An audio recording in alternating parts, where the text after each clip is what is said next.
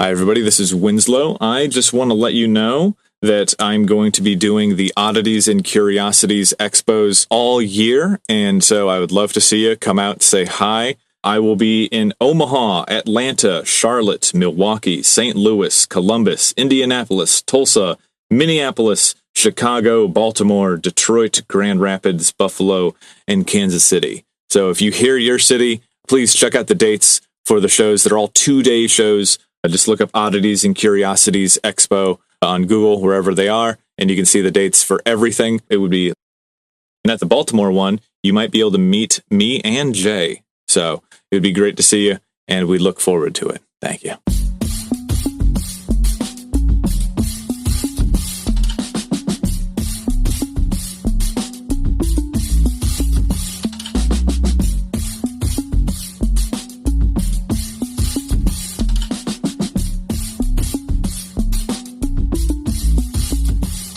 Welcome to I'm From the Internet, a podcast about somethingawful.com, the goons, and their consequences. I am Party Zone comedian Winslow Dumaine. I'm sitting here with internet historian Jaybrandstetter. Jay, how have you been? Doing great. I wish I brought my glow sticks with me. It looks like it's... Oh my god. Yeah, so I have like this bullshit Temu lighting setup. Oh, is this the problem? Okay. Whatever. Yeah, so I have like this light that I have in the recording chamber, and like I think I bonked it, and because now it's just like frenetically like spasming between like slow glow and like flickers of blue and red. So we're getting like this very like frenetic light show that is like pieces of it are responding to my voice, and other bits are just like red, blue, green, red, red, red, red, blue, blue, green. So, very intense energy to start the pod. Well, shit, how are you? How's the rocks? Those are still doing pretty good. I will admit this morning was pretty fun. One of the funny things about driving a handicap van is every now and then having to deal with like needing to go to a handicap parking spot and there being somebody in it who doesn't have a handicap plate and having to like very nicely ask them, can you please move? My friend needs this. That's why they have it. And then it's great because they can't get mad at you, but at the same time, it's just like, they're like, oh, God damn it. I was hoping someone would notice. Like every single time. It is like that exact perfect fear of, like, you know, everybody likes to use the wheelchair stall in the bathroom because, you know, like Demetri Martin said, it's like a little apartment back there. But, you know, obviously it'd be mortifying to come out and see a person in a wheelchair, like, waiting for you, and you're like, look, man. Well, if it helps, I can kind of absolve you. For instance, that like in his experience, like he gets it. It's like if it's the bathroom, someone needs to use it, he'll just wait till they're out. But like also, usually when people know that there's someone in a wheelchair, they are immediately like, and like clear out immediately. Oh yeah, like I would ever never been a jerk about that. Like, yeah, and also just like, you know, I mean, we could complain about capitalism when it comes down to it, but like how do I put it? The way that, for some fucking reason, American bathrooms are just these nightmare, like they're so cheaply made and they're so filthy, and it's like y'all couldn't afford to have a door that doesn't have a gap. Yeah, like America's bathroom situation is so bad that we have a gas station fandom just because there's like a gas station chain with good bathrooms. There are people who are like, yeah, I wear gas station branded clothing. I put the stickers of the gas station on my thing because I like their bathrooms. Like bathrooms are so bad here. We literally worship good bathrooms. Yeah, absolutely. I mean, like I have seen, like, one of the worst bathrooms I've ever seen was in Kyiv, but definitely. It was like a coin-operated shitbox that had like a hole in the floor, so you had to stand on like the beams to like aim into the toilet. It was a nightmare. I gotta admit, yeah, as much as we talk about America being a capitalist nightmare, at least pay toilets aren't really a thing here. Europe kind of has this beat there. But have you heard about Septia? Let me see. Get the actual name for it here. That is a fantastic logo. Committee to End Pay Toilets in America. It's a toilet logo with like almost like a Black Power fist coming out, but the fist is holding chains and a lock, and so it is like a proto skibbity toilet with the fist reaching out of the toilet. Yeah, there was a brief time when they were trying to do pay toilets, which is just like, man, that is how you get businesses pissed on. Yeah, like places are so like bad about bathrooms now, and it's like, do you want people to pee in or on your store? Because that's how that happens. Yeah, this is like, what choices are you giving us? Yeah, but yeah. Well, I will say, as someone who has professionally had to like deal with a lot of different urine solutions, they do make disposable like urinal bags. You can like keep a couple of those in your glove compartment if you ever need for like an emergency. Like, oh man, there's a lot of them everywhere. They're called trees. That's true. Harder to fit those in your glove compartment, but yeah. Well, see, I just let mine snake around the back, and I just can pee directly at the tailpipe. But so actually, speaking of tailpipe, that's a big new thing that happened. I have gotten a startling amount of shit done in the first 10 days of the year, because I got back on New Year's Eve from Albuquerque. And then in that time frame, like, completely cleaned out my basement, put a whole bunch of stuff for sale, completely gutted my existing car, which is a CRV, found a Transit Connect that I want to buy, a 2019, bought that cash, and drove that home, went back. And I drove my CRV to the dealership, and they offered me $200. Because it's a 15-year-old car with 150,000 miles. I get it. But it's still a decent car. Like, it runs absolutely fine. I've been taking good care of it. So I'm just going to give it to a friend for way less. Yeah. I got the newest car I've ever had, and now we're both van life guys. Hell yeah. So I have this big-ass Transit Connect, put all my stuff in it. It's going to be great for shows. I'm going to make a big ol' car magnet to slap on the side that just says United States Department of Thickened Gatorade. And it's going to look very official. That's very good. Yeah. Yeah, so we got a lot of that done, and I'm just banging out some cards now. You're going to really complicate some gang stalker's mythos when he sees that car. Okay. On that note, I had this idea. I don't want to be somebody who gets too many ideas and never finishes them, right? So, when Restless is done and out, I have an idea for what could be a quicker game to design and to play. And so, picture this with me. This is a game that I'm trying to make. Don't steal this idea.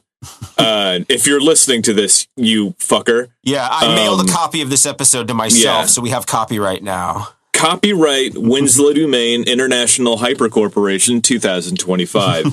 So imagine you find a black box, and stenciled on the front of it, it says property of the United States Department of Gang Stalking. You open it up, and inside there are, like, let's say 20 character cards, and the character cards are photographs of people taken at a distance. So they're like grainy black and white photos, and they don't really realize they're being photographed. They have certain stats, like maybe religious upbringing, or like leftist sympathies, or right-wing sympathies, or racist, or one thing or another. And you and X number of players have a handful of action cards that you have to play to slowly trigger these people into psychosis. And so, like, I would have an action that would say, like, microphones in the walls, and you would play it, and if I play it against somebody who is religious, that could, like, start to trigger their, like, religious psychosis. And I could also tap it with a different card that is like drugs in the water, and so that would, like, double the next move's abilities. And so I drug their water, and I put microphones in their walls, and I play it against one character, and, like, that adds a certain number of points against them. And so you just have to keep building up the the cards against other characters while other people are trying to like harvest your characters as well. So it's like this competitive thing where you can discard cards and acquire more to like slowly drive people insane. I think that would be really fun. That is a fantastic premise. I love that so much. Like just hearing it, my first thought is always think of like a browser game, like one of those things we have a certain number of actions every day, and it's like every day you log in, it's like, all right, the person you're gang stalking is doing this today. What do you want to do to them or whatever? And it's like, that's such a fun concept. I love it. It would like I love making lists of weird things, and I mean I was going through the items in the game. There are like 300 individual items in this fucking game. So I had an opportunity, you know, when I was making it to write down, you know, 80 different types of weapons and like 80 different weird things for spells. And so having like just tons and tons and tons of stuff to create for the game was really fun. This one, I have always just kind of had in the back of my mind, what are funny ways to fuck with people? And like one of them would be like, you know, just taking from things that I've seen on actual paranoid schizophrenic Instagram, which is like replace some of the vegetables in their house with rubber fruit. So when they cut into it, it's just like an eraser. And they're like, what the fuck is going on? My favorite of those is the one where they like draw with a marker on the side of their containers to show that someone is coming in and taking out small amounts of their food every day or whatever, as if like the person doing that wouldn't see the marker marks and be like, never mind. Yeah, like, are you sure it's not evaporation? Yeah. No, I think that would be really fun. I might pick at that idea when The Restless is wrapped up. I also have to work on Empty House, which is a game that I have a potential collab with a very cool person that I don't want to reveal too much about that. But one last thing about Restless, I don't think I've announced it on the pod properly, but there's a podcast called Swindled, and it rips. It's great. It's true crime without murder. It's just stories of like financial fraud. And when I was first listening to it, I'm like, man, the soundtrack to this pod fucking rules. It's by this guy called Deformer. And long story short, I reached out to him and I'm like, hey man, I'm making a game. I want you to make the soundtrack for it. And so we signed up, like made up a contract for it. And I hired him to make an hour of music that will accompany my card game when it releases. And we've been working on it. You know, I've been giving feedback, and I gave him a few audio recordings of my own, but the vast majority of the work was done by him. So it's Deformer's album for sure. But he finally got it mastered and sent me over the masters, and it fucking whips, dude. It's gonna be so good to release. I might even put it out on vinyl if I can figure out how to do that. So I'm very excited to release it. It was mastered at the same studio that mastered Nirvana's Nevermind. Wow. Which is fucking insane. So yeah, I'll be able to say more about that moving forward, but boy howdy, it's been very fun to see that come to fruition. So the more that we make on the card game, the more people are going to be able to hear it, and I'm really excited about the whole thing. So cool seeing it all come together. Yeah, I'll share more of that soon, and yeah, well.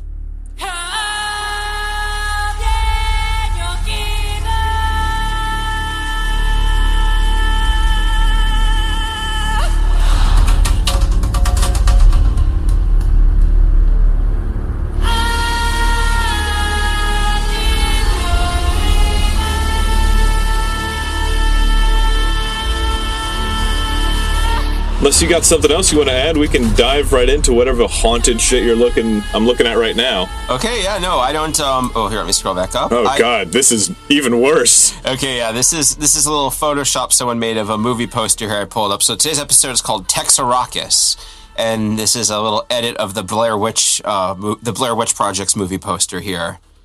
So hang on, that logo above it, Texarrakis. So that okay. I mean, that logo is tight. Oh yeah. Yeah. Okay.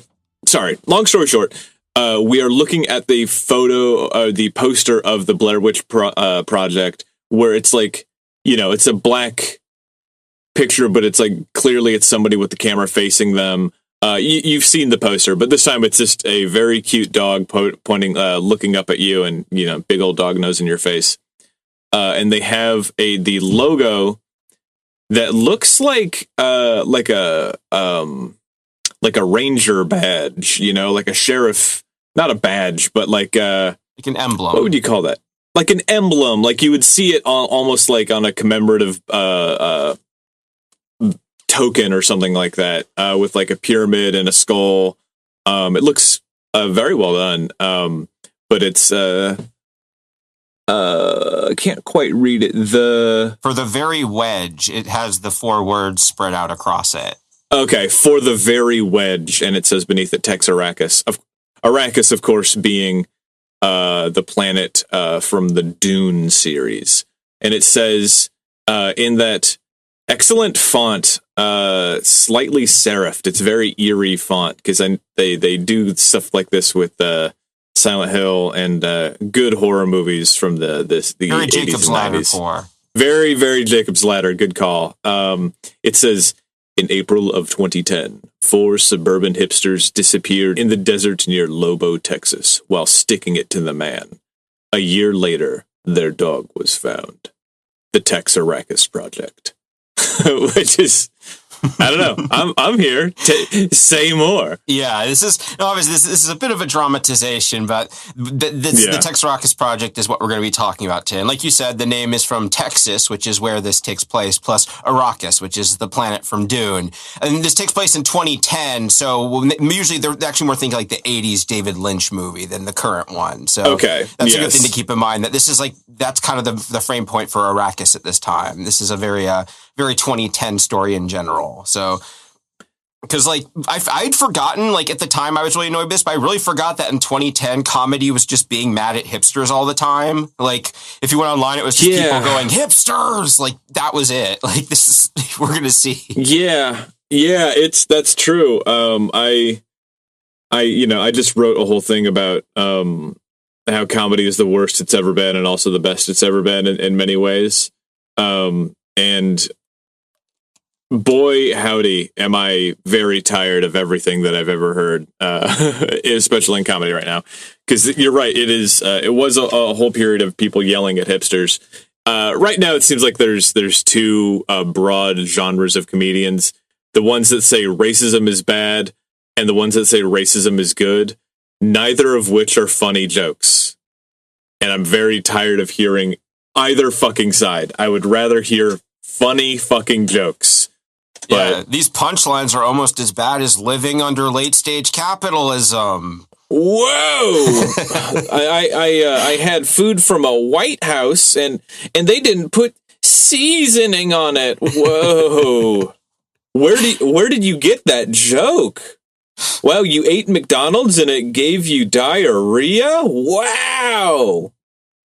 Hold on. You're a girl and you poop? Say more. I've never heard that joke, much less from every goddamn lady on stage in Chicago. Yeah. Don't get me wrong. The dudes are far and away worse, but if I hear one more person trying to shock me with the fact that they defecate, I'm going to lose my goddamn mind. Yeah, now if a comedian came up and said, I have never pooped, I would, okay, you have my attention now. Go on. Truly, honestly, I was just, we need to get to the topic, but the thing that I have to say is I did a show recently called Paper Machete. It's at the Green Mill. It's like a historic show. That's a great so fun and so good. Yeah, they're really good. It's like a living magazine. So they bring me on every couple months to do a set where they just pick an article and I have to write my set about it. And so this one was me being a rabid pro-Trump guy explaining why why we need to acquire Greenland, and it's so that we can call it Whiteland and turn it into a golf course and name the golf course Greenland. But There was a guy that went up there and tragically, I can't remember his name. Maybe I'll find it in a minute. And he was just a stand-up, and he was really affable, and he was really nice, and his jokes were very sweet, and it worked so much better than every single other time I've seen someone go up there and try to be like edgy politically without having anything to say.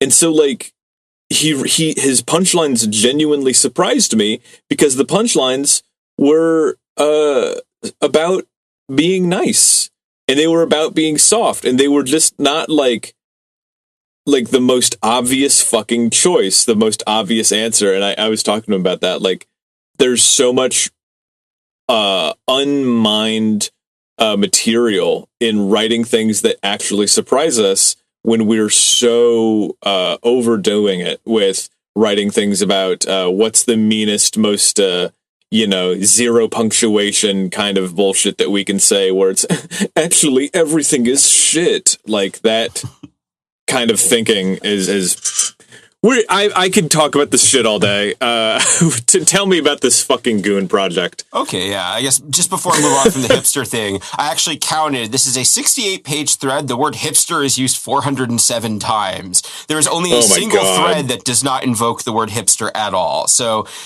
keep that in mind. Also, like, another thing that's kind of made me remind me of is, like, even in 2010, like, the Great Recession was something that, like, a lot of people hadn't really fully internalized. Like, a lot of this is people complaining about entitled millennials and people, like, asking for money and stuff. And it was just like, now I feel like people have a much different attitude about, like, how dire things were in that time compared, like, in the moment there were still, especially on places like Something Awful, where a lot of these were, like, either college students or people with, like, computer janitor jobs with, like, a good income, where it was kind of insulated from that.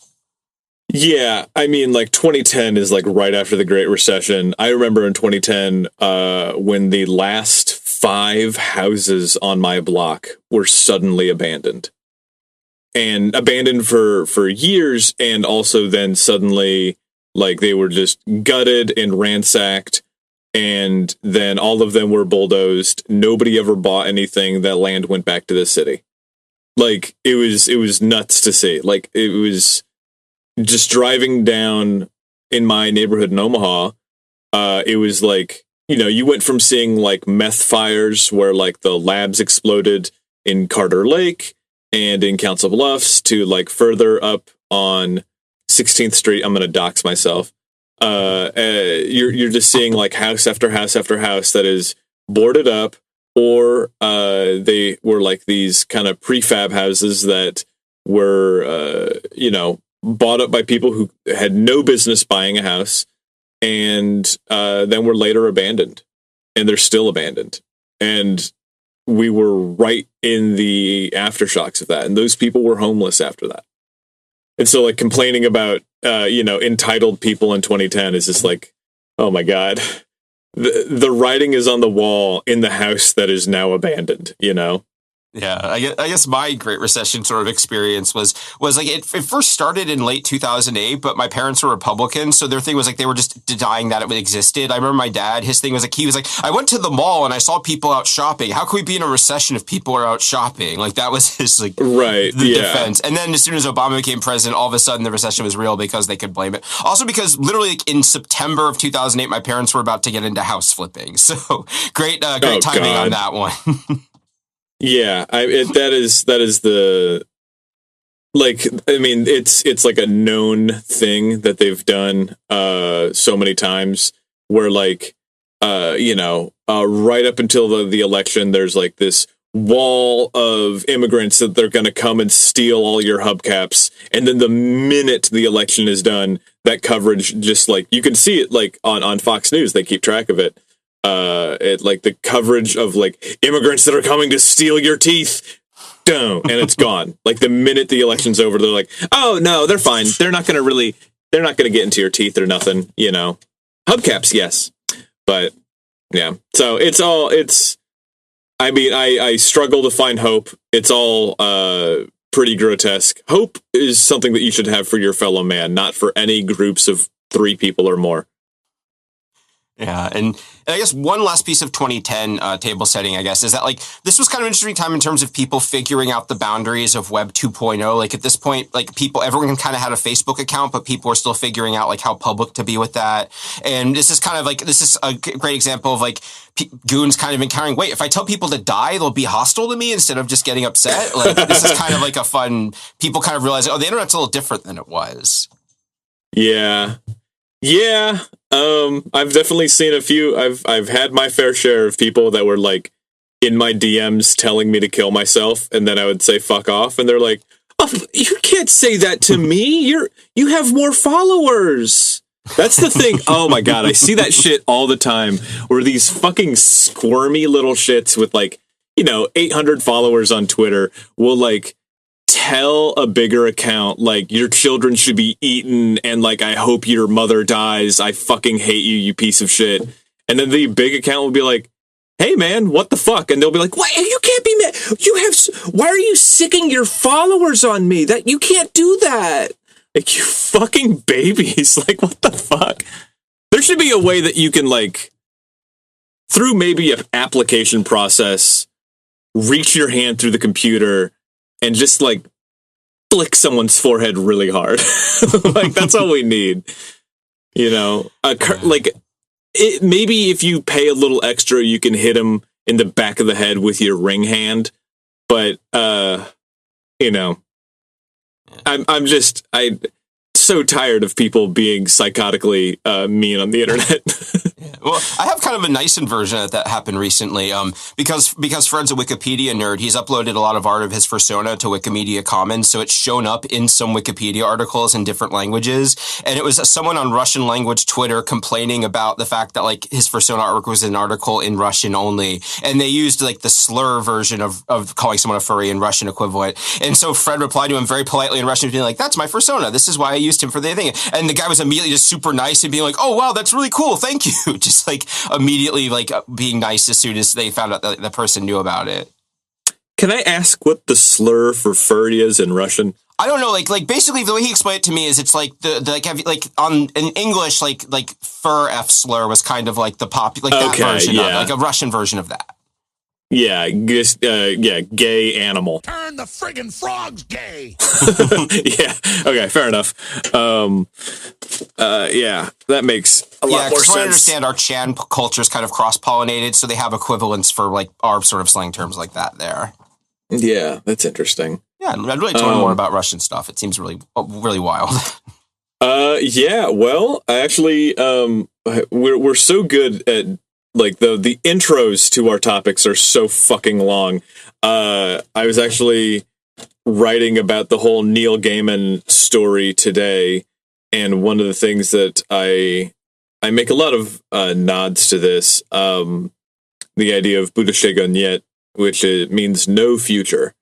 And if you want to learn more about Russia today without watching Russia today, Masha Gessen rocks. They're a reporter out of Russia, and it's just one of those people, when you read their work, you're like, oh wow, I'm amazed that you've not jumped out of a window accidentally while drinking polonium tea. Like really, really hard-hitting, calculated works against Russia and Putin, and not to say against Russia, but against the oligarch state out there. But yeah, Masha Gessen, definitely give their work a read, and also Svetlana Alexievich is great for a more historical bend on like the soul of the Russian people during times of great change. So I could go on, but yeah, two great individuals of Russian writing in the contemporary sense. Oh yeah, that's awesome.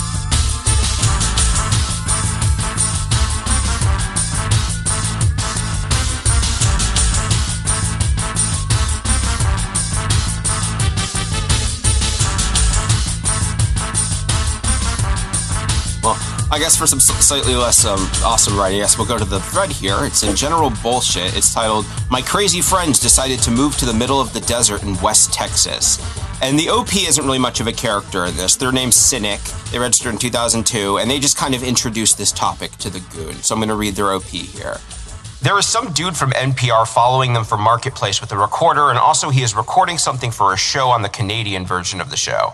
I don't really have much else to add other than I know some people here would be interested in following them. Here is a link that will be updated probably, and they include a link to their website, Texarrakis.com, and this news article, which is thankfully still preserved. So. Oh, wow, you scrolled down and it got worse. Yeah, well, you set up the article. I'll tell you what I'm looking at. Okay, yeah, the article is called 21st Century Pioneers. They're pulling up stakes and driving to a West Texas outpost from the Boston Globe. This is about some Boston natives. Okay. Well, you know how we started this podcast complaining about the people who are complaining about hipsters? Here's the thing. Whenever you hear people complaining about hipsters, 90% of the time, they just mean any woman with a strange haircut or like a guy who might own a bow tie or something like that. You know, like anybody who likes a band that's not in the top 40. Yeah. By 2010, hipster was just a snarl word for like young person you dislike. Yeah, exactly. It's like how people screamed about millennials for ages and ages and ages. However, the image that we're looking at right now looks to be, I want to say, a Ford Ranger. For my limited but enjoyable experience with such a vehicle. It's got a big old camper on the back, and sitting on top of it, we have 4 fucking hipsters. We have, of course they're all white, need I say. White, brown hair, scruffy beards on 3 of them. There's 1 lady. There's a guy sitting up. He's got his leather boots on. He's wearing his like dungarees, but he's got suspenders on. He's got a kerchief. Then there's another guy who's basically wearing the Shaggy outfit from Scooby-Doo. And he has the largest hobbit feet you've ever seen, and they're filthy. And then there's another guy with a shirt with a logo on it, and he's probably drinking his little coffee cup of Java that he made over the campfire. And of course, he's wearing Converse, the kind of shoes that you can build a nation in. Converse, the shoes that will support your body. And then behind them all is a small woman in a ragged skirt and a spaghetti strap top, and they just look like they're going to sing talk a rap song with a ukulele. You know what I mean? Yeah, this is like an entire season of Portlandia condensed down into one image. Yes. It's just like this is an excruciating. You know what we're getting into here. I didn't want to summon Allie Lukes and say, you know what this picture smells like. But yeah, these are people who could afford it. Yeah, these are people who could afford to make this big stupid risk. Yeah, and also just like in general, like this is so like 2010, like it's like in the Brady Bunch movie, how all the parts in the 90s are super 90s because contrasted against the 70s. Like, yeah, this is people don't really look like this anymore. Like I haven't seen people dressed like this in a long time. It's almost kind of nostalgic for me. Yeah, man, like the Brady Bunch movie, a thing that we are all very, very familiar with. Dude, that's a fucking character. That's a character of like the guy who's in his 30s who's just like, oh, it's like it's like the VeggieTales Christmas nativity story. I don't know if you remember that. That's just me, man. Yeah, the guy that makes like. Who thinks he's making very obvious references, but it's like it's to shit that nobody has ever seen. What if I'm sure you've seen it on Tubi. Yeah. What if Dennis Miller was a millennial and neurodivergent and not a bigot? Yeah, and it's like I'm talking about myself making like, oh yeah, this is a font like Silent Hill. Like I am a fucking character, I know. Listen here, not in a good way. Listen here, babe, but she was holding me so hard, it's like she was a Ferris Manus, let me tell you. Oh God, yeah, her iron grip. Yeah. This is again. Side note. I am not going to get into it. I don't think I mentioned this in the last pod, but I've been reading. I just finished The End and the Death because I heard that that's the last book of the Horus Heresy series. I read the first 15 of those books or so. And I read that and I'm like, okay, so let's see what they do with the conclusion, right? Because they're scattered all over the place. I did not realize that the end of the Horus Heresy series is an 8-book series of itself called The Siege of Terra, which I would have needed to have read to understand the end and the death. So I listened to this book on audiobook while driving to Omaha for 18 hours. And it is the story of like the last chapter of the Horus Heresy, right? After 18 hours, the storyline is the Emperor has stood up, he has left the throne, and he has teleported to the ship where he intends to fight Horus.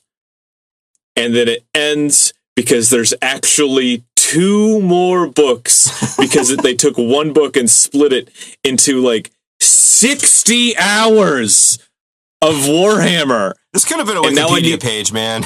Oh, yeah, dude. Fuck this. I'm going to have to go back and read the first 7. No. I already know what happens. But anyways, fucking hipsters sitting on a truck. Let's get to it. Yeah, so they're going to be kind of the cast of this story as the main cast. So from this picture, we have left to right, we have Gene Atwood. He's the one in the suspenders. Haley Philemon, she's the lady. Mariah Sharp, he's the one in the barefoot. Also, like a rare male Mariah. Like I've met like male Leslies and male Ashleys, but I don't know if I've ever met a male Mariah before this. So interesting. Yeah. And then also a Matt Gybalt or Gibalts. I couldn't find a good... It is hard to find pronunciations now because all the pronunciation guides that come up are AI slop. Like it's literally robot voices leading stuff. And I was... Yeah, Matt Gybalt. I'll go with Gybalt. Because Gybalt. Yeah, that one really... It's Gibeault. So I don't know how you want to do that, wherever it's from, you know? Yeah. Let's call him Matt. Yeah. Yeah. Matt with 1 T, which is like, all right, fuck off. Can't afford it. Pick it. Go by John. All right. Jon. If you can't afford all 4 letters. Yeah. And so I have the article here. I'll just read from it. It's 2010 and war, economic downturn, and a crummy job market wear on. It's enough to make anyone feel the lure of the wild, of leading an independent, authentic life instead of, quote, working full-time at menial jobs for low pay and drinking and going to parties to make us feel like we're having fun, end quote, as 25-year-old Matt Chopper Gybalt of Belmont put it. So that's our introduction to them. Man, look, okay. I swear to God, we're not trying to milk this one. I just have a lot to say today. I figure this is a nice lengthy one, so we can have fun with it. Yeah, I have to say, like, I've never been a drinker. I've never been a partier, right? I spent a lot of time alone, and then I got into comedy and started, like, hanging out with people. I just went to parties, but I never, like, was drinking and doing a lot of drugs, right? But there are people who happen to live this same kind of life. There's people who do it because they're sober now. There's people who do it because they've never really gotten into it like me. And then there's some people who do it because they needed something to be like, no, I'm real. I don't actually, no, I like to actually have real fun. And I like to have real conversations. Back before you could not own a smartphone to do that. Oh, yeah. And then the people who, like, were afraid of change and didn't get a smartphone for years and years and years, but they're like, well, no, it's because I just like to have real conversations. I don't need to be texting all the time. And then they got one and they're like, oh, it's actually fine. I can do this forever. It's the same people who, I'm sure you knew people like this, and I was to a certain degree, who were like, I'm not going to abbreviate. I'm going to say talk to you later, not TTYL, because I actually care about the English language. And if we keep like all of this shit, and then you fast forward them to like 3 or 4 years later, and they're just like, tight, later. Like they're just, everything is all code because of course it is. I started saying tight to make fun of the white boys who called things tight. And now I call things tight all the time. Tight. So I know this exact person who's trying to like, no, I'm not going to convince myself that I'm having fun. You know, I'm going to go out and live an authentic life in the Mojave, you know, where you can just kill a cazadori and eat the meat that comes out, and it restores your health points. I've been making mac and cheese for dinner every night. I'm grinding up my survival score. It's going to be so easy, man. Yeah, exactly. I'm making 999 iron daggers to become a master blacksmith in the opening city of Skyrim. That's what we're doing. Yeah. Continuing. Early next week, Guy Balt and 3 friends will put into action the most outlandish escape fantasy short of flying to the moon. They're driving 2,300 miles to a 5.152 acre, that's about 6 football fields worth of land, patch of dirt in the West Texas borderlands, 18 miles from the nearest town, to live off of the land for at least a year. They call it Texarrakis, a reference to the desert planet in Dune. Okay. I don't have a lot to say about that. That's a good amount of land. I think that you could definitely feed, enough. If you manage to fully irrigate and the land was really rich, you could do that in Nebraska or Iowa very easily. I don't think that you could do that in land that nature has over thousands and thousands and thousands of generations decided to be, a desert. Yeah. Well, because I'm me, I learned a lot about the land in this area. So, of course, we're going to get to learn a little about that later. Yeah. So, in Texarrakis' founding myth, charismatic ringleader Gene Atwood, 28, of Watertown, bought the land off eBay in 2003 for $550 plus $100 in fees. He put it on his mom's credit card. Gene Atwood? Do I know that name? He's the one up front. He's not a known person. Yeah. It's that name sounds like a name. Yeah. Who am I thinking of? I'm imagining somebody saying Gene Atwood in the Neil Hamburger voice. Gene Atwood. I've just been watching a lot of On Cinema at the Cinema, which, dear listener, if you haven't watched that show yet, start at the beginning. It's 15 seasons and it's fucking insane. I highly recommend if you're into Tim Heidecker. Yeah, it is fantastic, and a lot of it's free on YouTube. Like the first decade plus of it, you can just it's so much fun. I've watched through a lot of it, even like a couple of the high seasons. I don't know how I've missed out on it. It's so wild and good. And that's one of the fun things about it. It's like I arrived to it just a couple years ago, and it's just fun being like, "Oh, welcome to the fold, buddy!" Like I didn't know about so after the movie and everything. It's so cool. There's a movie. Yeah, the Mr. America or whatever. They made like a fake documentary about him trying to run for city council after the Electric Sun thing. It wasn't very good, unfortunately. Like I wanted to really like it, but I'm glad it exists. Okay. That's pretty cool. All right. We'll get into that more later, but take it away. Okay, cool. Now Atwood, Guy Balt, Mariah Sharp, 25, of Northampton, and Haley Philemon, 21, are trading subways for silence, the Milky Way and JP for the one in the night sky. The Milky Way and JP for the one in the night sky. According to census data, Texas's Culberson County has less than one person for each of its 3,812 square miles. So they really are moving out into the middle of the desert for this. The Milky Way and JP? I'm assuming that's some local reference, like maybe some Boston area thing. Like if we have any Bostonian listeners, by all means, feel free to let me know because, that beats me. Yeah, I think the average Bostonian would probably beat the both of us. So I had somebody last night. I was catching up with an old comic friend, and she asked me if I ever went up to Pennsylvania or Philadelphia, and I just looked her square in the eye and said, the first day I was in Philadelphia, a man threw his crutches at me and called me the N-word. And the second day I was in Philadelphia, somebody drove by while I was sitting on the curb waiting for a food delivery, and they shot me in the face with a pellet gun. Those were my first 2 days in Philly. So, yeah. Anyways, I've actually been to Boston. I went last year for the Free Software Association meeting. I got to meet Richard Stallman. Yeah, that's right. Yeah, it's pretty cool. I've like not blood, but I think my grandfather lived in Boston for a long time when he was with the FBI. So I think there's some sort of cultural footprint out there. I didn't know you had a family that were in the FBI. That's cool. So you have a criminal profiler aunt and an FBI uncle. It's funny because my grandfather was in the FBI and I never met the guy. He was dead long before I came around. And he was such a drunk that he totaled, I think, like 5 or 6 FBI cruisers. And they just kept giving him new cruisers because he was like a good old boy, and they just kept feeding him more and more vehicles to destroy. He was like also just a comprehensively vile human being. But I have to say that whenever some lefty starts getting my goat on the internet, I can be like, how many cruisers has your family destroyed? Because my family has destroyed at least 6 cop cars. Without consequence. Without consequence. In fact, we were rewarded for it. So I think that I can actually, I can rest on my laurels for at least a little bit more, you know? I can order DoorDash without feeling like I'm a fake leftist. That's what I'm trying to say. Cool. Yes.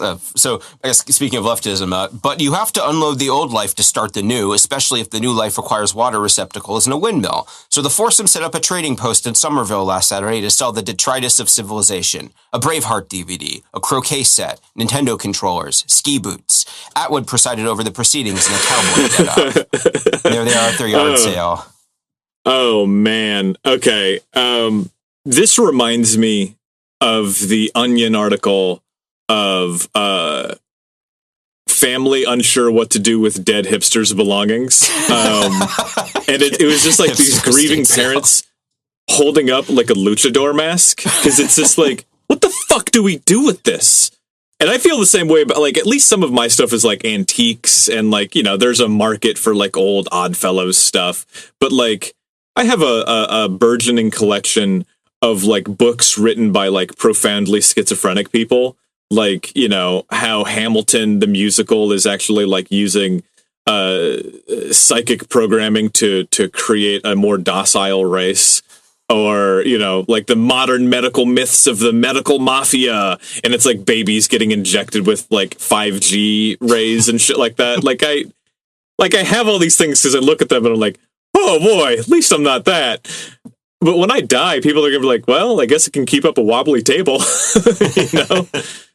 So yeah, this is like the most embarrassing thing that they could possibly have had. I would rather they were just, you know, selling poetry down by the river, but selling a Braveheart DVD, a croquet set, Nintendo controllers, and ski boots. It's just like the objects of such landed luxury so that they can go and pursue their Fallout New Vegas ass lifestyle. Yeah, just do an ironic lemonade stand at that point. Like, at least you can have fun with that. Yeah, I really hope that these people don't end up being like super angelic sweethearts, and I spent the first 45 minutes of this podcast absolutely dressing them down. But I don't know, if you're listening, how's Bitcoin doing for you?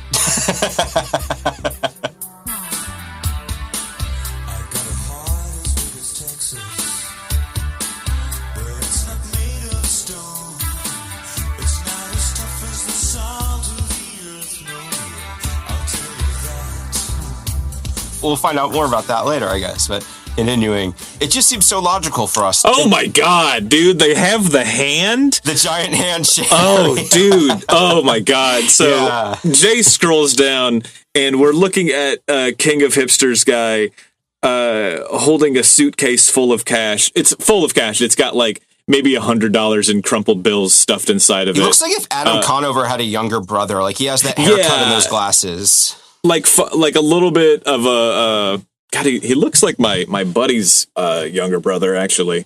My buddy Hayden. Hayden, you're not listening to this. If you are, we miss you.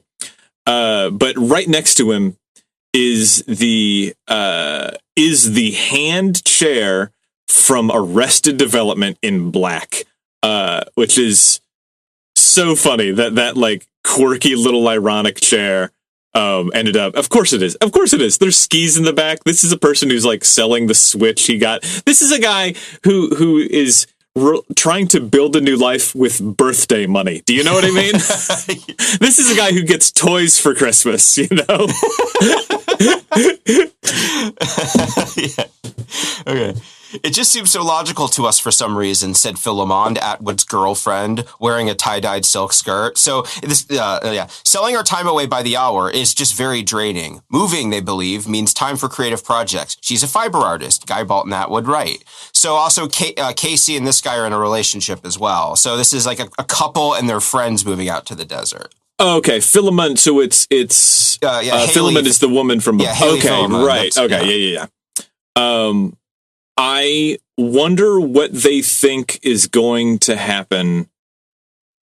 Again, like food, water, wiping your ass.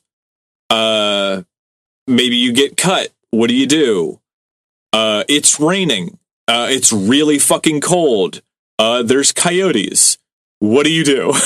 Have these people ever killed before? You know? No. Okay. It's not, unless it's drunk driving related, I'd imagine. Yeah, Non-actionable fair parody, enough. Minecraft. Yeah. Yeah. So, don't call them slackers, though. They like good hard work. They may need to map the land's boundaries. They couldn't get the only surveyor in Culberson County, someone named Smiley, on the phone, Philemon said. So they weren't able to get the surveyor on the phone, and they're like, fuck it, we'll go down there. We'll figure this out by ear. You know, ominous that they could not make contact with the man named Smiley. I think there's a chance that Smiley might be frowny. I think maybe Smiley, the contractor. That's like the opening of a horror movie. That's like the guy you're seeing on your way to the cabin in the woods. Yeah, this is not a good. Does not bode well. In fact, on the way to side note, the reason I bought a Transit Connect is because I was at a trade show. I was at an oddities show, and the table next to us, they pulled up in theirs. And I was just kind of admiring it. And they're like, you got to get one. They're great. They have tremendous room. The mileage is insane. And they were showing me all about it. And I started looking it up. And I ended up finding one. And I dropped $25,000 on a Transit Connect. And then as I'm driving to the dealership to pick it up, I probably shouldn't have, but hear me out. I looked at Instagram on my phone, and the top post was from the very people that I saw at the trade show talking about, our Transit needs a new engine, unfortunately. We're going to have to take it in, and we're trying to raise money so we can do these shows. And I was like, oh my God, this is a bad fucking omen. The very thing. I'm walking into the meat grinder. So, yes. Smiley could not be connected. Take it away, Jay. Yeah. Their extensive plan, detailed on Texarrakis.com, includes clearing brush and building a water capture system, raised garden beds, and some kind of latrine. Oh, so this is all very vague, by the way. Some kind of latrine. Some kind of latrine. We're building a water capture system. What kind? We're going to drink an alcohol, just an alcohol, Yes. A wind generator will power lights, electronics, and cell phones. With technology, the four souls won't be too isolated. We'll be posting videos to YouTube, Philemon said. A motley crew of friends who ate bagels at the yard sale and hula hooped in a colorful variety of vintage, geek, and repurposed finery plan to visit.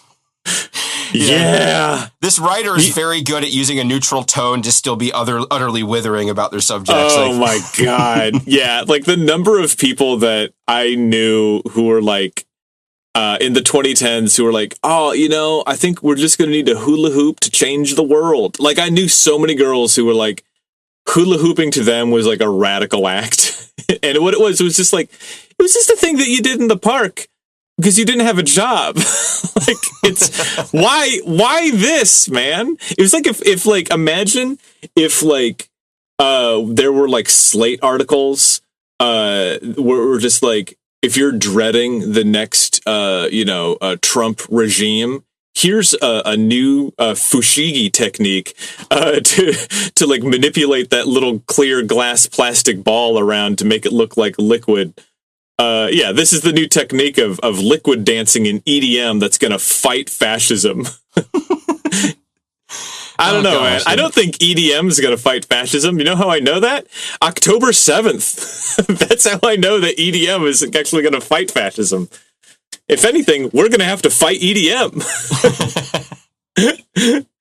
Many traveled down in 2008 to check out the site. So we're going to actually get to see a little bit of their 2008 trip in a bit, but in their eyes, the scheme wasn't all that bizarre. It's been leading up to something like this, said Peter Berard, 24, now of Brooklyn. Even as a teenager, Atwood was, quote, talking about going out and forming his own community. Atwood's mother, Martha Fay of Roslindale, 60, applauds the venture. Although she admitted to a little empty nest syndrome and a few, quote, mother worries, quote, my main feeling is one of pride, she said. You want to see your kids be themselves. Yeah. So, okay. Yeah, I mean, she's the supportive mom. Like, she pops up a couple of times, and it's like, she's cool. I think she's neat, but we'll see we'll learn more about the dynamics at play later. But yeah, So, right. as for safety, he's going into this having researched it to death, Faye said. He knows more about living in the desert than I do, and I've lived in the desert. Yeah. You've lived in the desert in probably, I'm going to say, a house where there's roads and a doctor. Maybe you're in a small town. Maybe you just got a vet like in every zombie movie. But yeah, I'm going to say there's a big difference between what they're doing and what you did. But fair enough. Go ahead. Don't want to talk to a mom about how she's going to watch her kid die.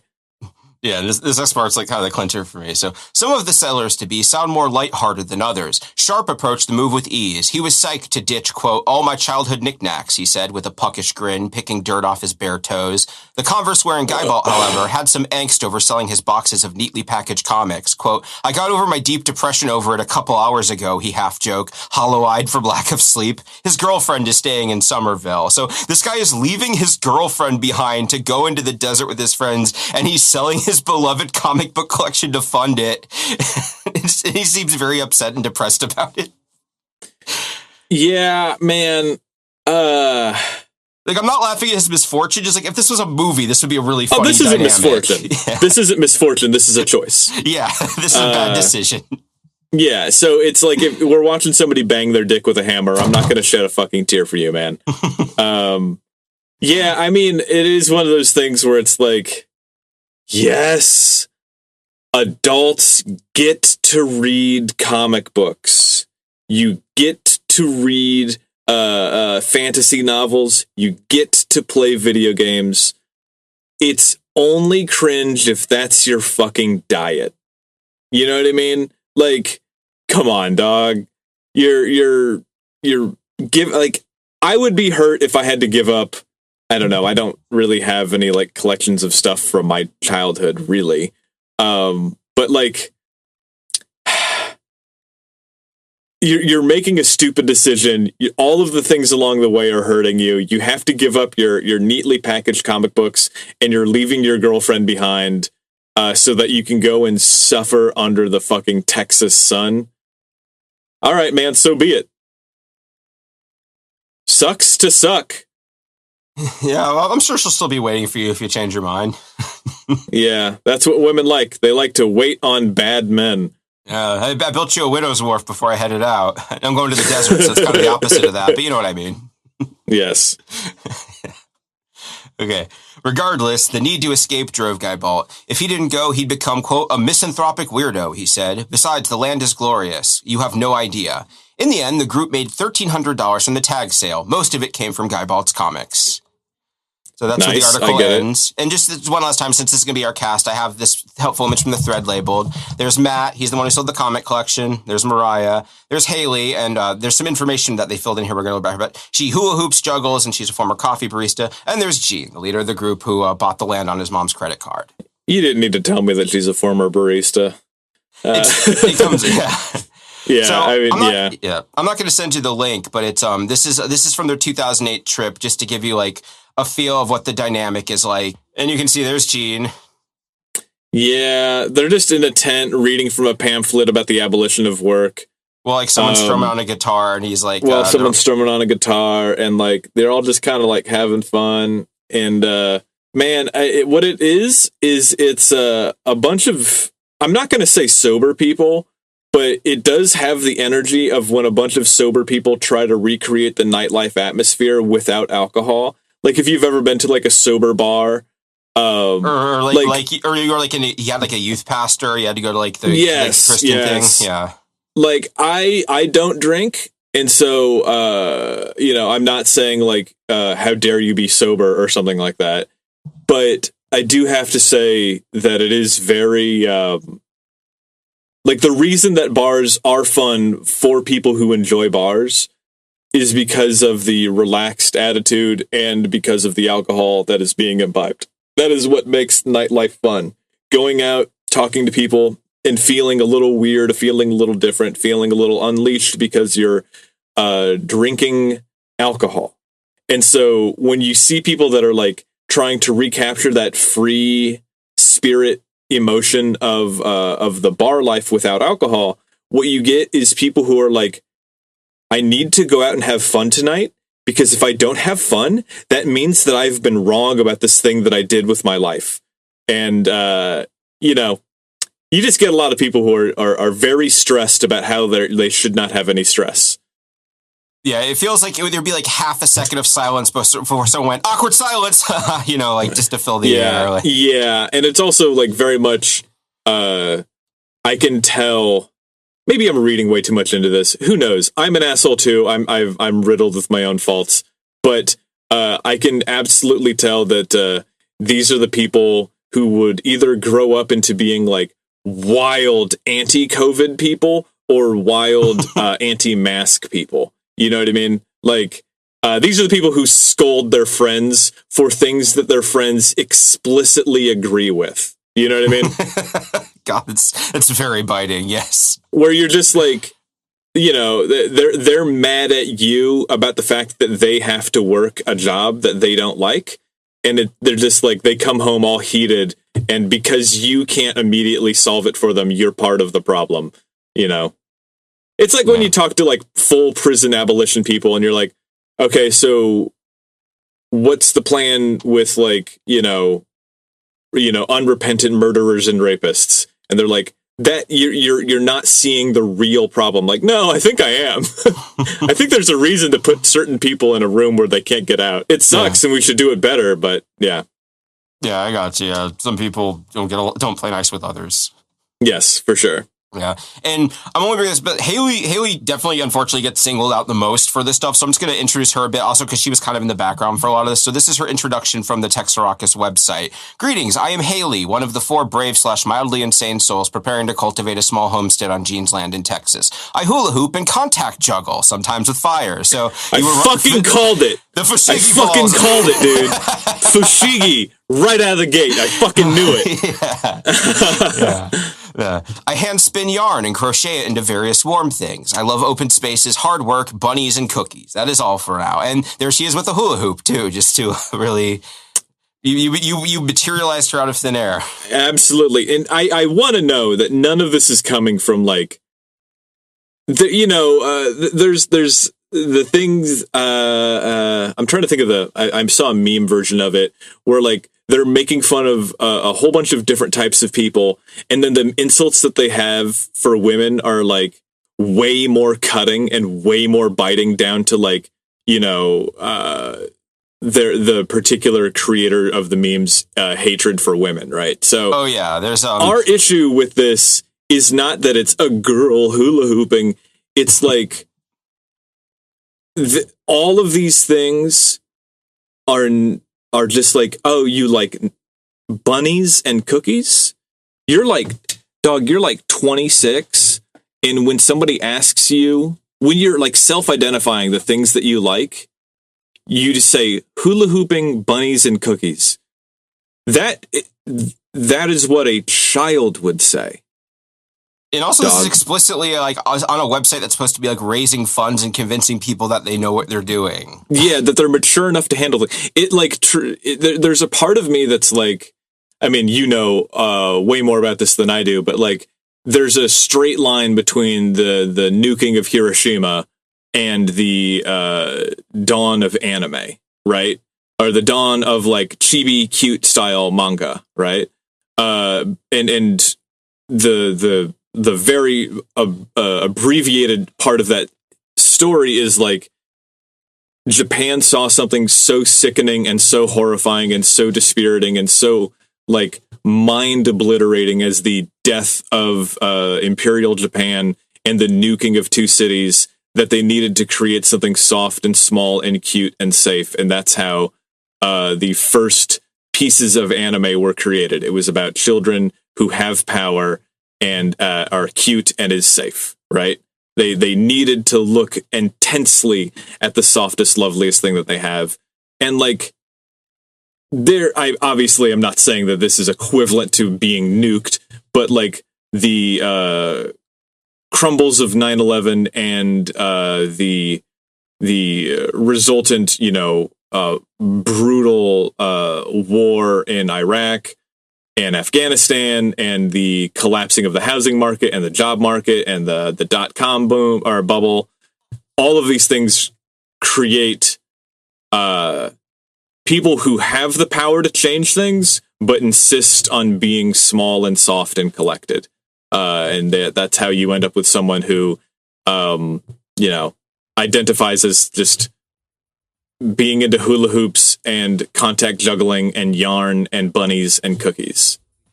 Yeah, like I'm mildly into fiber arts, and this is like what every fiber arts person is like. Like, this is why I'm not more into fiber arts. I just don't get along with them very well. Yeah, it's people who are just like, oh, I just like happy stuff. I'm like, dog, dude, we all do. That's what oxytocin is for. Like, we already know. What were the skies like when you were young? They went on forever. We lived in Arizona, and the skies always had little fluffy clouds in them, and they were long and clear, and there were lots of stars at night. And when it would rain. So now that we've introduced the Texarrakis, the people, I'm going to introduce you to Texarrakis, the land. So here is the area that they bought land in. This is the desert near Lobo, Texas, which is an old ghost town that's been abandoned. It's near the Chihuahuan Desert in Mexico. It's close to the border. So I got the stats. It gets 9 inches of rain a year on average, which is exactly what you want when you're trying to homestead. The land is in a dry lake bed, so it's at a huge flash flood risk. I used to work in property and casualty, so I used my old skills to pull up the FEMA maps here. They are right in the middle of this red area, which is a Zone A flood zone, which is about the highest risk you can get. It means areas with a 1% annual chance of flooding and a 26% chance of flooding over the life of a 30-year mortgage. They call this the century flood zone because at least once a century, it is going to flood. It's not a question of if, but when. So, they are in a... if you're going to be in a tent, that's especially not resistant to being washed away in a flash flood. So I need to buy some land, I don't know where. I tried to go to land.com, but that was something else. So I'm going to go to let's go to eBay. And okay, so here's some land here. Okay, this is actually pretty good. It's 6 football fields. Okay, it's in Texas. Texas sounds cool. There's, I like Tex-Mex. That's fun. Okay, so 6 football fields. They're only asking 500. Right, Mariah, get in here. Shantasia or whatever the fuck the other guy's name was. Get in here. It's 6 football fields. We can get that for 550. You could sell your comics and we can get 550 easily. I could sell all of my X-Men. And that's crazy. I think they're selling this land because they're selling it cheap because they want us to have it, or maybe they're so stupid they don't know the value of it. Not because there's anything wrong with the land. So yeah, no, let's get this and let's not look up flood zoning. Yeah. Well, it's pretty funny. I looked up the eBay listing, and one of the ways that the person who was selling it marketed it was like, oh, it's by Blue Origin, which is owned by Jeff Bezos. Having a spaceport nearby is only going to make the value go up. Like if that had worked out, you'd be near a spaceport where like rockets are being launched. Like, yeah. And I guess that is like, because he bought this back in 2003, and now this is in 2010. So I think like that kind of arc is like a really interesting part of it too. Like, the idea of like his early 20s, he buys this thing on a lark, and now he's like almost 30. And the idea of like, his 20s are kind of over. I kind of see him being like, I got to get something out of this. This is my one chance to build Fort Awesome. If I don't do it now, I'm never going to get to. So this kind of feels like almost like a big last hurrah of like that era of his life to me. Like, that's just my vibe for this. Yeah, there's that whole thing about like, boomers scolding millennials for not buying houses when they were cheap. But it's like, yeah, man, I was in the 8th grade. Like, what the fuck? What we're supposed to do. And then there's some of us who they bought land, but they did not buy land that is necessarily worth anything at all. Then again, I don't know. Is there a way that we could check this parcel of land and see what it's worth now? That's how we're going to end. So, okay, it's a fun take it punch away on this. Yeah. So, and also, so like flood zones are very misleading and opaque. Like, a lot of people go, "Oh, I'm not in a flood zone. I'm not at risk." But flood zones are, it's usually based on old information. It's very complicated. Just don't assume that because you're not in a flood zone, it doesn't mean you have to worry about it. Especially because we live in the climate change era. Yeah. Yes. Another thing I looked up is there's no aquifer beneath where they are. They're right in this section here, and yeah, there's no aquifer. So, if you're drilling a well, having water underground is kind of important for that. And they're explicitly where there are no aquifers.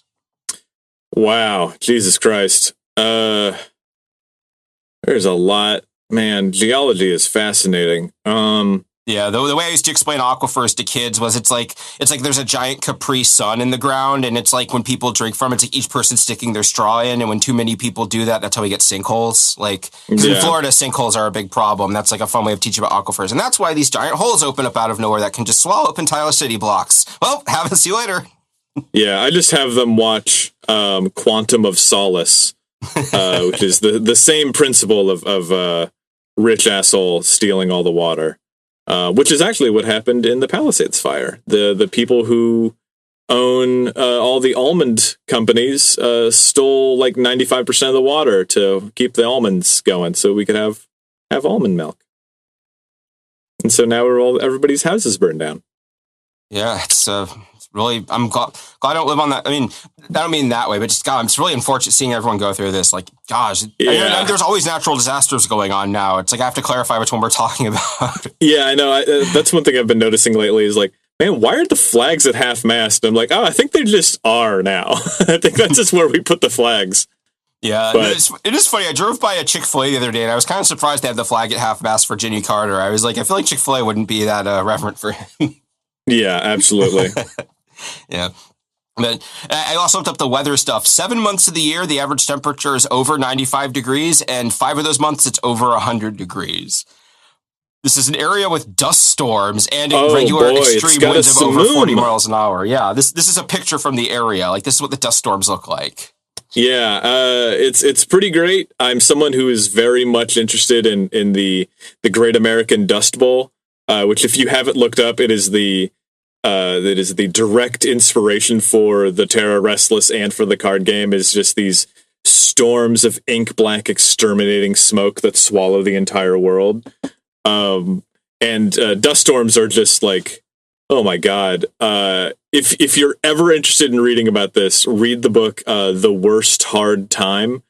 It's like hard to explain the biblical nature of like, man, like Americans commit genocide, steal this land. They put industrial farming on it instead of the things that the natives have been doing safely for generations. It eats the topsoil. The topsoil turns to dust, and then storms of smoke swallow entire towns to the point where they will crawl out through their rooftops, and they'll see just like the tips of the barn. Everything else is packed in dust, and they will find the horse that didn't make it to the stable, and their horse's belly will be full of dust, and their eyes will have been abraded away. And they see that with a wall of blackness coming in to seal the deal again. It's the scariest goddamn thing that's happened on planet Earth. And they live right in the warpath of it, which is great. I'm glad you agree. One of the fun things is people who have lived in this area posting in the thread. One of those posters, Ellie Crabcake, said, where I grew up, they used to perforate the letters into signs because the sandstorms would strip the paint right off. So yep. Exactly, you want to be living out of a tent for a while while you're building a new civilization. Yeah, I mean, like, I cannot stress to you enough, like, imagine standing upright in a field and drowning in dirt. Because, like, literally the vesicles or the capillaries or the homonyms or whatever the fuck are in your lungs that allow your oxygen to reach your bloodstream. Imagine if all of those were suddenly caked in a fine layer of dust, and you can inflate and deflate your lungs as much as you want, but no air reaches your body, reaches your bloodstream, and you just suffocate standing upright in, a functionally broad daylight. It's a nightmare. It's a fucking nightmare. And they're in right in the crosshairs of feral hog territory. Yeah, this is a very fun unintentional crossover with the last episode. This is Javelina territory. Oh, God, they're so cute. Look at the little babies. Oh. They call them cactus pigs because they eat cactuses. Look at them. Oh, God, they're so fucking cute. Have you seen that reel of feeding a camel cactuses and then a lemon, and the camel will eat like these thorny fucking cactuses, just chew straight through the barbs, man, and then they'll chew on a lemon and go, ew, yuck. Like, I mean, maybe it's because they like their tongues can just handle being punctured, or their skin is so tough it doesn't get punctured. Those cactus spines are like, they're razor fucking sharp. Camels are so cool. They have a membrane that goes over their eyes so they can still see when there's like dust storms going. Yeah, like, they're such cool animals. A nictitating membrane. I had a joke I wanted to do a while ago of creating a whole bunch of memes of like different like Wojaks and like different types of memes from different parts of the internet, and then creating like 4chan green texts implying this story about like everybody made fun of me because I had weird features and I grew up in this small town. They called me Frog Boy because my eyes were like fucking far apart and like I fucking hate it. Everybody treats me like shit, but I'm in this small town. And then like I see somebody's house is on fire and like we're so small and we don't have a fucking fire department that I can't get like there's no firefighters coming. So I run in and I save people. And when I come out, the people are like, well, how did you do that? There's so much smoke. And I later on I go to the doctor. The doctor looks at me and he notices that I actually have one of the genes from a frog that gave me a second skin over my eyes that is a nictitating membrane that keeps the smoke out of my eyes. So it turns out I've been a frog man this entire goddamn time. And then underneath that, just a shitload of other memes about like the virgin human eyes and the Chad nictitating membrane eyes. I love that. Yeah, just implying the existence of a whole genre of mutants, I think would be fun. You're not nicting? Oh, you're not nicting? You haven't taken the nick pill? Yeah. Oh man, there's so many great jokes playing on that exact word that I could make that I can't make on a recorded format. Don't wake me up until I put on my nictitating membrane. Yeah. What does NWA stand for? Nictitating with attitude. Yeah. Anyways, lots of rattlesnakes too. Yeah, in terms of speaking of things not to step on, yeah, this is rattlesnake territory, and they'll be 40 miles away from the nearest supply of antivenom, which sounds great, especially considering that they have a dog in tow. So, oh god, yeah, they're bringing their little buddy there with them. And yeah, so that we're looking at some guy who looks like he's from Burning Man. It's so funny. People that go to Burning Man are called burners, which is absolutely the word that I would use for them. But yeah, he's just sitting on the ground with a dog who doesn't realize that it's, the year 2000. And, you could trick a dog into thinking that it's 40,000 BC. You just give him some meat on a bone. And then in front of them are like the sun-bleached spinal column of some great beast of yore that they've apparently unearthed from the ground. And it is absolutely, to use a $64 word again, it has been abraded of all matter. It is just the costachini, the ossified remains of this creature. The sun, the dust, everything has worn it away. And he's sitting there looking at it, not realizing that he's looking into a dark mirror. Also, it's worth mentioning he's wearing steampunk goggles. Of course he's wearing steampunk goggles, man. And he's got a little bandana. Yeah. Jesus Christ. Yeah.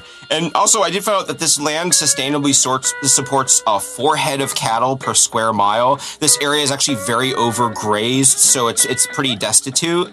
So, and a square mile is 640 acres. So they want to support 5 people on 124th the land that would support that many cows. So I know cows are bigger than us, but that still sounds pretty impractical to my suburban ass.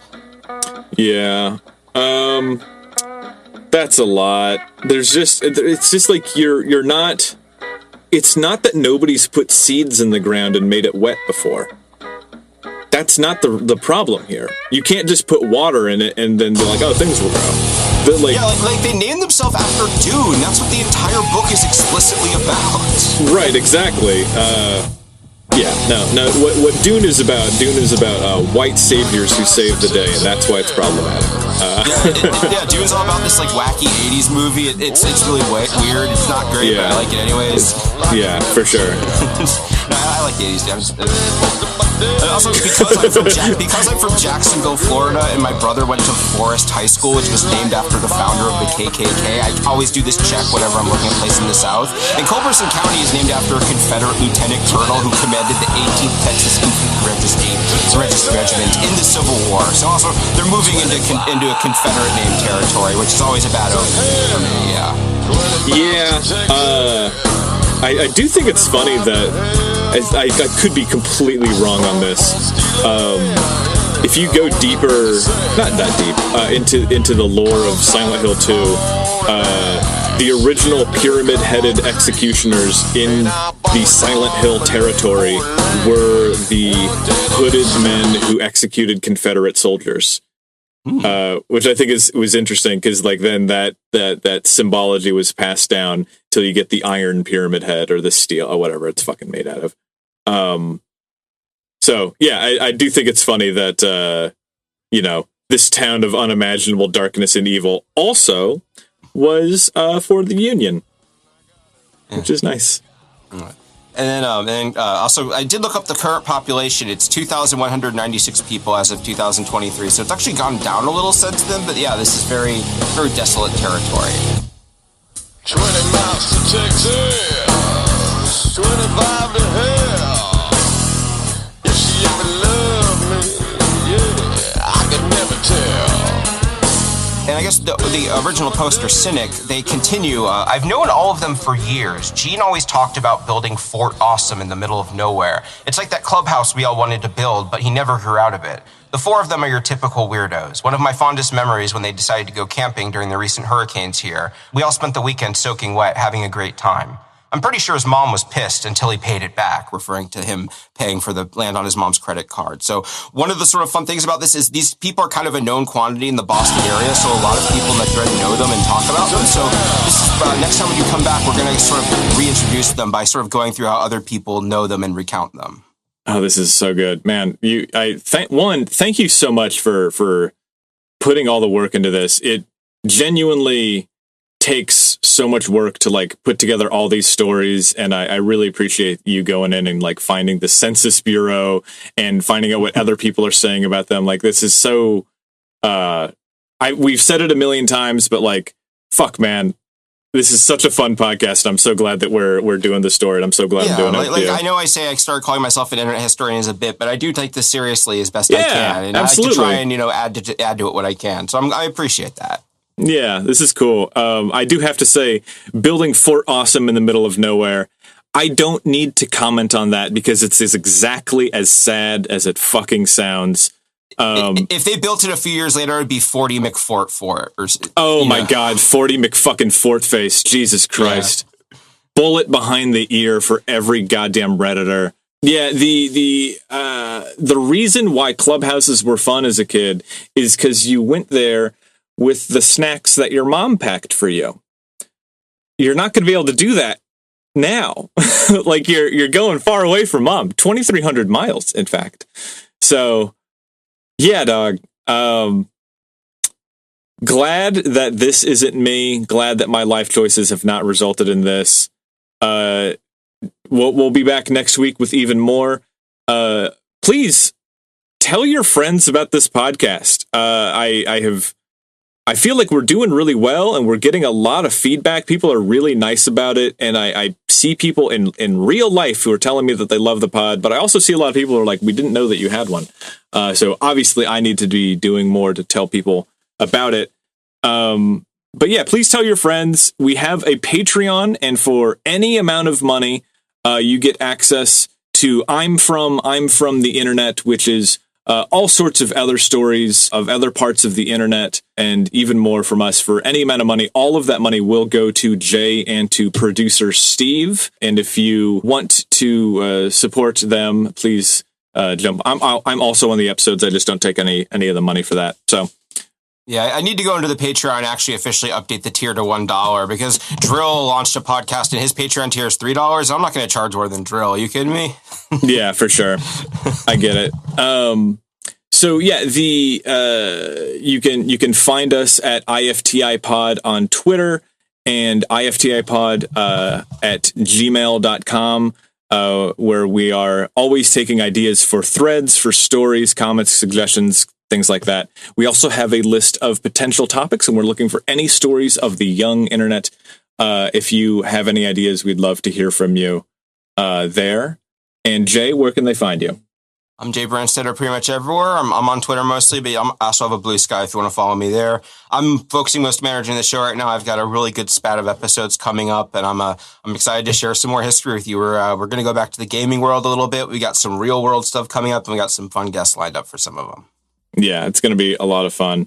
And of course, you can find me on winslowdomain.com. I have more stuff coming out soon. I've got some new stickers and new pins, and of course you can pre-order the card game for just $5 on the website and get it for $10 off when it goes on Kickstarter.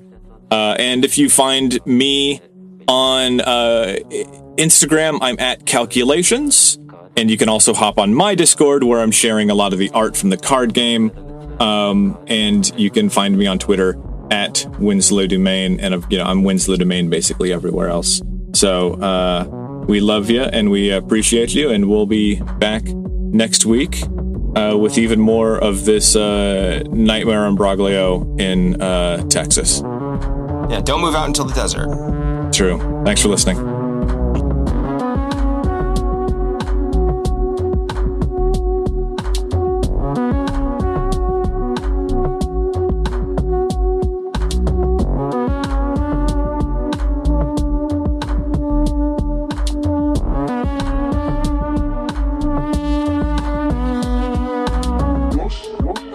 I'm From the Internet is created by Jay Brandstetter and Winslow Domain.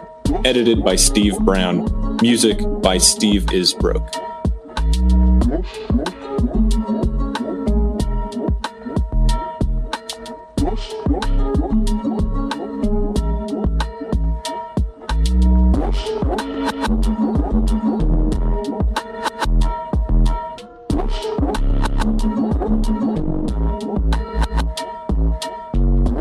The audience applauses.